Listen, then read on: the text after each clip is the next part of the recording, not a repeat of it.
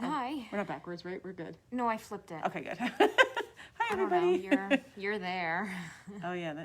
Hello. I don't come very confused. I don't know. It's been a long day. I don't know what time it is. I don't know what day of the week it is. Yeah, it's definitely a no bones day. It is a no bones day, and we've been feeling it. And unfortunately, we're all wearing hard pants around here. Yeah, lots of hard pants. It's not comfortable. We didn't get the memo. And last week we were so excited and so thankful on our day. Today it's kind of like meh. You know, like some new stuff came in, but I'm not super excited. A lot of sequels and things, but that's okay. I'm gonna share anyway. We're gonna share it anyway. I'm just lowering your expectations a little bit. Yeah, don't get too excited. I'm sure that there will be people watching this video who go, "Oh, but I want that book." Yeah, and that's awesome. True. That's true. But for us, we're feeling the end of the year publishing. Right, and like a lot of sequels, some reprints. You know, nothing super exciting for me. But one I have super exciting. All right. I've got. Okay. Well, I'll start with something exciting. The first one is Mel Brooks, his autobiography, All About Me. Yeah, that's fun. Yeah. All About Me, My Remarkable Life in Show Business. It's heavier than I thought it was. That is available He's today. still alive? Yeah. Oh, God. I didn't know that. I would have lost that bet. See, I think there are some cool. pictures in He's here. He's a fun guy. Yeah. Funny guy.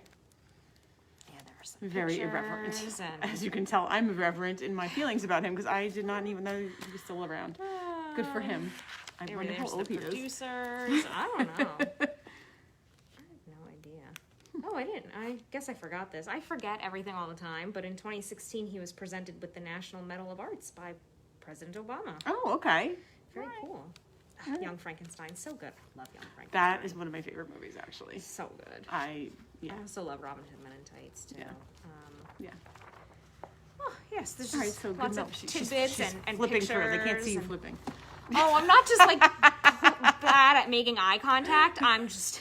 It's not. I'm looking through all of the. It's Frau Blucher. All right, she's in there. Okay, so this actually might be really fun. This book. This is fun, and this it just there are like a lot of all cap sentences and italics, and I feel like it's probably written the way that he talks, and which I feel like kind of crazy, and you wonder how does somebody still have all that energy? That's great. Good for him. More than I have. I don't have it. Nope. Patricia Cornwell has another addition to the Scarpetta. Oh my gosh, those are still around too? So this one's called Autopsy. We also have it in large print.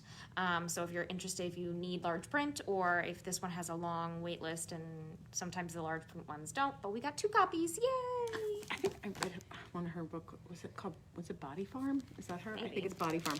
And I didn't even know what that was until I read the book, and I was like, oh, Lord have mercy. Okay. She's got a lot. Yeah, she's a lot. I think it was called Body Farm. Beyond the Scarpetta series, she has written the definitive book about Jack the Ripper. Oh, pleasant. Definitive. Very, nice. very pleasant. Yeah. How does she sleep at night? I don't know. I don't know. Some of these people, like, I don't know if you see like all the memes about people who love true crime and like how happy they are. I'm like, I watch cooking shows and I don't know if I'm as happy as the true crime people. True crime people seem to be like, well, woo! Close that one up. I feel satisfied, and meanwhile I'm watching, Food Network, and I'm like, man, I wish I could eat that gingerbread house. Yeah, I was gonna say I would just feel hungry watching that. I would just be like, What else? 3 more fiction series, a biography. She's also a licensed helicopter pilot and scuba diver. Wow. Okay. That's why she's not afraid, because those 2 things are terrifying. And she also actively researches forensic technology. Which is gross, and I'm sure disturbing, but very cool. For her. Very cool. Yeah. I'm not sure which one I want to do next. Do I want to keep on the crime thriller? Yeah, let's do a crime. And then I'll end with the sad one. Okay. We don't know if it's actually sad, but the yeah. topic is yeah upsetting. Okay. This is a debut novel, a mystery novel. It's called Hello, Transcriber by Hannah Morrissey. Ooh. Debut. We love a debut. We love to feature them. Get them out there. Nice. A suspenseful mystery debut featuring a female police transcriber who goes above and beyond to solve a harrowing case. So let's see. It takes place in Wisconsin. Her name is Hazel, and she listens along as the detectives divulge. I can't say That's that. too much information. For any jacket cover should not have that much. Black Harbor's gruesome secrets. She is also an aspiring novelist, so when she, listens to all of the calls and stuff that come in, she kind of like gets ideas for her novels, but that puts her into some bad situations. She believes that writing a book could be her only ticket out of this frozen hellscape, but her life isn't exactly brimming with inspiration. I know, hence the job. Until her neighbor confesses to hiding the corpse of an overdose victim. Whoa. Why would you do that? Okay. Why would you do that? Twist. Don't do that.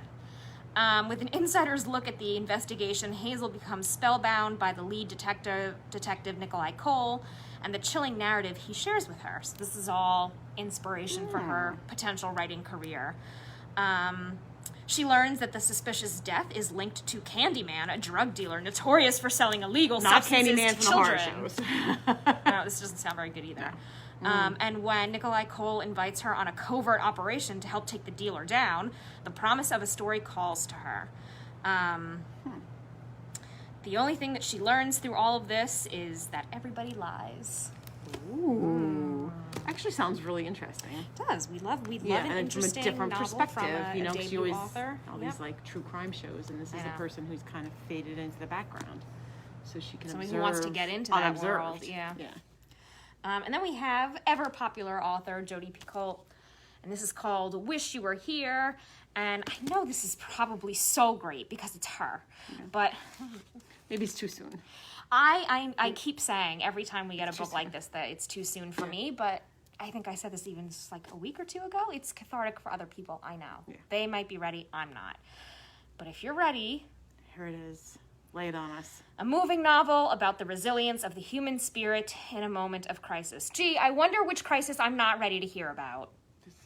Well, I feel like there are a lot, but I know, but there's one that's sort of overarching. Diana is perfectly on track. She will be married by 30, done having kids by 35, and move out of the New York City suburbs, all while climbing the professional ladder in the cutthroat art auction world. I don't know why I'm too tired to talk today. That's another alliteration. Art auction. That's hard to say. Sorry. Art auction. Should not be allowed.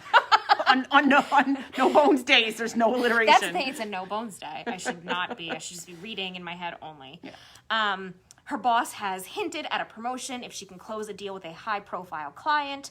She's not engaged just yet, but her boyfriend, a surgical resident, is about to propose on the romantic getaway to the Galapagos days before her 30th birthday, right on time. But then... What could go wrong? A virus that fell worlds away has appeared in the city. Did you see that coming? No. And because he's a surgical resident, he's like, the hospitals are full up. I'm needed. I can't go. We shouldn't go. Why don't you go? So she goes. Didn't we all stop traveling? Yeah, I thought so. I don't know why anybody would go off to the Galapagos. So she goes, and of course, like, the hotel is closed. There's no Wi-Fi. It must be a disaster. The details are not really given on this blurb, but... everybody's under quarantine. She's stranded until the borders reopen, totally isolated. Slowly, she carves out a connection with a local family when a teenage girl with a secret opens up to Diana, despite her father's suspicion of outsiders.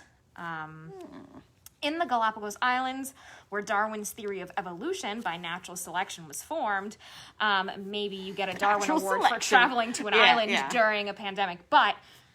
I love the Darwin Awards. Diana finds herself examining her relationships, her choices, and herself, and wondering if when she goes home, she too will have evolved into someone completely different. Yes, you will have learned a lesson. Or will she be a Delta virus? She'll evolve into the next You will thing. have learned a lesson not to travel during this time. Sorry, Diana. Sorry, Diana. We're scolding. Hopefully she makes it and she's safe. Oh, and is this like one of Darwin's birds? And that's one of the finches. Yeah, the finches that he was... Okay, that makes sense now. That's really cute. I know. I do wonder how that plays into the plot. Like, I'm actually very curious about that because, I mean, when you're an author, you choose things very specifically. So I'm sure that tie into that story must be important to Diana's development. So I am actually curious about how that works, and it could be a really good choice and very interesting. but it's too soon for me. Yeah, I don't think I can do it either. But it sounds like it's a good book. Somebody out there read it. I know. And digest it for us. And let us know if it was good or if it was too much. I mean, of course it's going to be good, right? Yeah. Like, of course it's going to be good. The reviews were awesome. All of her books are awesome. So, wish you were here. It is here. And I know it's too soon for me, but it does sound very interesting. And I'm curious to see how the plot plays out. Okay, for young adults, I have one that I am very excited about. We have a couple. This is actually not a sequel. We have a couple in the back that are sequels. We have a couple. So I was like, whatever. Because I know this author. All of her covers look the same. This is Karen M. McManus. You'll Be the Death of Me, Friends to the End. The author of One of Us is Lying and Two Can Keep a Secret. Super popular. Has a new book out. This is gonna fly off the shelves. I think I ordered a second copy. I feel like grown-ups are gonna just get it. They're gonna just come in and take it before the teens get it. I don't know, the teens eat it up. The teens are totally eating this up, and of course, a lot of the adults just kind of want to know what their teens are reading. And now I think there's a show of One of Us is Lying. I think so too. Yeah, which I haven't watched. But no, me neither. You're too busy with your cooking shows. I'm way too busy with my cooking shows and Hallmark movies. Yeah, we don't have time for this, but this is all I got. I think this will be hot. Yes. Grown-ups, leave it for the kids. No. I don't know. I read young adult novels too all the time. Ivy, Mateo, and Cal used to be close. Of course, this is like a dark murder kind of story. Dark. Yeah, they all are, and kids love. They don't want to read this. They don't want to read about viruses. They want to read about scary things that they can say are not real. Right. It's true. It's cathartic, I guess. Yeah. I don't know. Now, all the three friends have in common is Carlton High and the beginning of a very bad day. Type A, Ivy, lost a student council election to the class clown. For shame. Gosh. And now she has to face the school humiliated. Heartthrob Mateo is burned out. He's been working 2 jobs since his family's business failed. And outsider Cal just got stood up. Again. Again. So when Cal pulls into campus late for class and runs into Ivy and Mateo, it seems like the perfect opportunity to turn a bad day around. They'll ditch and go into the city, just the 3 of them like old times, except they've barely left the parking lot before they've run out of things to say. Former friends. Awkward silences. Until they spot another Carlton High student skipping school and follow him to the scene of his own murder. Whoa. Oh, okay. That took a very dark turn. Yes, just like all of her books, yeah. In one chance move, their day turns from dull to deadly, and it's about to get worse. If you can imagine, it's going to get worse. Dull to deadly to worse. How does it get worse than deadly? It turns out Ivy, Mateo, and Cal still have some things in common. They all have a connection to the dead kid, and they're all hiding something. Now they're wondering, could it be that their chance reconnection wasn't by chance after all? Whoa. And that's kind of a theme, if you've read One of Us is Lying, that's kind of a theme of her books. It's kind of like, oh, did this happen by chance, or were we all put into this? One of Us is Lying was actually really good. Is that how it goes? Okay. Yeah. Could be interesting. There's always some kind of setup or something like that. I know this one's going to be flying off the shelves, so come grab it while you can. All right. You ready? Yes. So I'm all set. I have only one picture book this week that was kind of fun and different. It's called What Will My Story Be? Pretty. And it's by Needy Chanani. And she also does the illustrations, which is really beautiful. I love the colors. Really, really cute. And it just says, in my quiet, it begins. And it's my story is not just 1 or 2 or 3. Fueled by her auntie's tales, an imaginative young girl explores her own storytelling possibilities and unlocks her limitless creativity along with the way. Filled with Chanani's signature vibrant illustrations, What Will My Story Be is for anyone who finds inspiration and confidence in the quiet moments and cherishes the wisdom of generations that came before them. Oh, that's and nice. I lost the Oh page. my gosh, the illustrations are beautiful. Really beautiful, but I love this one of her just like listening to her family tell their stories, because my kids were always like that. They love to listen to family stories. And they still do, even though they're not little anymore. They love to sit around and just laugh and listen to family stories. So I love that, and I just love the illustrations in general. They're the colors really are beautiful. Gorgeous. And it's nice and simple text about making that connection with the past and people in your lives that love you. Oh my gosh, So, I love it. So that's a really nice one, and I was super excited about that. I'm actually excited about this one too. It's not new; it's actually a re-release, but I've never heard of this Shel Silverstein book, so I thought that was really exciting.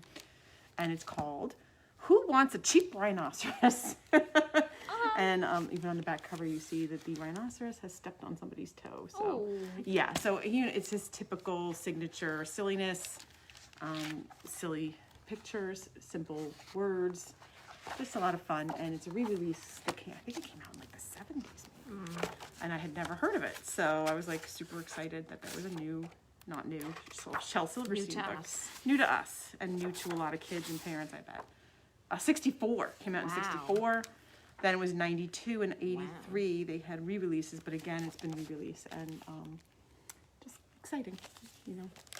Now I have some sequels or some books that are, part of a, ongoing series. So this one is by Chris Gravenstein. He's very popular, smartest kid in the universe. This one, he wrote the Mr. Limoncello's Library. They're full of adventure. I think he writes also with Patterson sometimes, but this one is just him. And very popular. Kids really like these. It's a funny, fast-paced kind of book. So I think the kids will be looking for this one. This is a sequel to a series that I just started getting recently, Jeannie and Jeannie, which is one of those that I love. Nice, I love these because they're perfect for our kids that are transitioning into longer books. And this one is it's new, and I think the kids will love it. When Wishes Go Wrong, Jeannie and Jeannie. So anyway, as you can see, perfect with illustrations, lots of white space, big print, perfect for our younger readers. The Dragon Kingdom of Renly has a new one. This is also super popular, and they are now a graphic novel series. And these usually have holds on them, so if you want it, come and get it, because it will be gone. Love a good graphic novel. Yeah, and this one in particular, the kids have really been enjoying and following. So, and oh my gosh. Dave Pilkey has a new one, a new Cat Kid, which is, he's our dog man guy, and he writes the Cat Kid now. And this just came out today, and we have 4 copies at the library, 4. So hurry up and get down here. They'll be gone in a minute. They'll be gone soon, and yeah, exactly, probably in a minute, unless the parents have pre-ordered it for their kids, because this book is so popular and so loved. Just very silly, really, really silly. So come on down and get your newest one out today. They're all linked and ready to go. And last but not least, I've saved my favorite, because it's my literary boyfriend, is Jason Reynolds. I just love him so much. And this one is his first, kind of almost like a graphic novel. It's not quite a graphic novel. And he did it with, the drawings are by Raoul III. That's the name, Raoul III. And he's done a couple picture books for kids and stuff that are really fun. And this one is called A Stunt Boy in the Meantime. And it looks kind of like it will be lighthearted, but when I read the reviews, it doesn't necessarily sound like it. It says here, meet Stunt Boy. He's the newest superhero in town, or in the apartment building, or at least in his own head. He'll save you from the baddies like Herbert Singletary, the worst, the Worry Wiggles, and the Meantime, and he has it as 2 separate words, Meantime. Or he will if he saves himself. Oh, and the cat. He's got to save the cat. Or does the cat save him? So that Meantime quote is important because apparently that's what the kid calls it when his parents are fighting. Oh. So there's some problems at home, and the Worry Wiggles is really like anxiety. So it's not all funny, giggly, goofy stuff. There's definitely going to be some more serious stuff in there, but handled in a way that I'm sure brings some ease to children that are going through some difficult times. That's the whole thing, though, is when kids see that happens to kids in stories, they understand that it happens, and it's not just them, and here's how they can get through it, and use your imagination and be positive, and like you could say, see, it's all very imaginative and bold print and all kinds of fun stuff going on in this book. But I do think there will be some seriousness to it, and he's just so great, and he's so sensitive to how children think and how they perceive things, and I think that this book will be entertaining but also informative and helping kids to build resilience, which is something that is really important that they can get from books too. And we love Jason. Yeah, we love him so much. He's a great guy, great storyteller, amazing storyteller. So put him in my tote bag. Yeah, I know. Put him in my tote bag. There were a lot of people that wanted to put him in the tote bag and take him home from Book Expo because he's great, and like I said, he brings a certain warmth and love and caring for children. He really, really obviously gets them. So great. I'm sure it's going to be a great one. Can't wait to read it. So Yeah. Oh, that's it. That's it for today. This was my most excitement. I was so excited about the Jason Reynolds book. So I know. I keep seeing reviews for that Yeah, one. yeah. Yes. All right. So yeah, that is it. There are a couple of other ones scattered around too. I think we already have some for next week also. I didn't get any new ones yet for next week. Ah! Yikes. Uh-oh. We hope we get a box. Hello? Anybody out there? We're It waiting for usually children's works books. when we like wish into the camera for a box of books. That Hello. usually works. That's it. So yeah, we'll see you next week. Yeah. Oh, All and right. don't forget to come by Friday. Right? Friday, yes. is, We have tree the, lighting, and tree we're going to be lighting outside giving out prizes. The window is that direction. Yeah, that way. Oh, no. Oh my gosh! I am actually pointing at the window, but it's going in the wrong direction. So I have to us, but you don't know that. You Yeah, out there, yeah. you don't know that. This This is actually the way. for us. We're confused today. We need tea. We need tea. That way. No, I can't do it. Yeah, that way. trying to do the it window that is way. that way. That way. Okay. Yes. No, but they don't know that. It's Yes. that way. The window is that way. Yes, you're right. The You're window correct. is. No, the window is that way. Okay. The window is that way. Out there. Oh, here. There it is. Okay. Out there. Everything's backwards because we flipped the camera. We're very confused. Very confused. I'm not really sitting over there. I'm sitting over. I don't know. I'm not really here. I We need tea. phoned it in. The librarian's best friend is some light afternoon caffeine. Yes, definitely. And a nice new see Jason us. Reynolds book. Yes, a nice book. Come see us at the tree lighting. Come see us here. Come visit. We're happy to see you, and we'll see you soon.